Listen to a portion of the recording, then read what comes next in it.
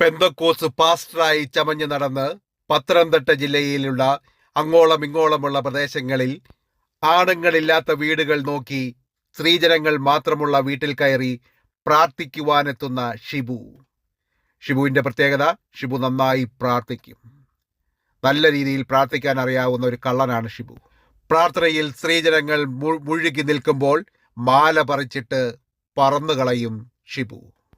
പക്ഷെ പല നാൾ കള്ളൻ ഒരു നാൾ പിടിക്കപ്പെടും എന്ന് പഴമക്കാർ പറയുന്നത് പോലെ നാട്ടുകാർ പിടിച്ചുകെട്ടി ഷിബുവിന്റെ പ്രാർത്ഥന നമുക്കൊന്ന് കണ്ടു നോക്കാം.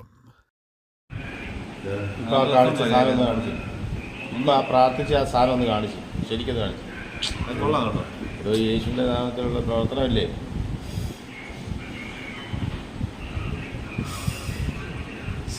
ആൾക്കാരെ മോട്ടിവേറ്റ് ചെയ്യുന്നു. പറഞ്ഞത്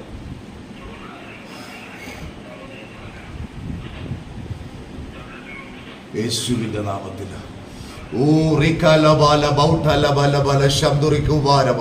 യേശുവിന്റെ നാമത്തില ഇപ്പോൾ തന്നെ നിന്നെ വിടിവിക്കുവാൻ ശക്തനായവൻ യേശുവിന്റെ നാമത്തില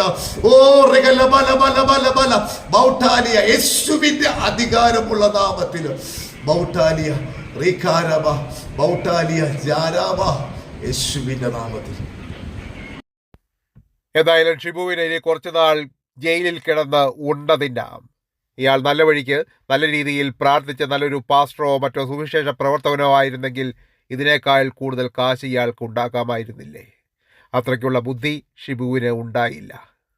ഏതായാലും വിനാശകാലെ വിപരീത ബുദ്ധി. കൂടുതൽ വാർത്തകൾക്കും വിശകലനങ്ങൾക്കുമായി തമിഴ്നാടൻ ന്യൂസ് ചാനൽ ലൈക്ക് ചെയ്യാനും സബ്സ്ക്രൈബ് ചെയ്യാനും ഷെയർ ചെയ്യാനും കമൻറ്റ് ചെയ്യാനും മടിക്കരുതേ. നന്ദി, താങ്ക് യു, നമസ്കാരം.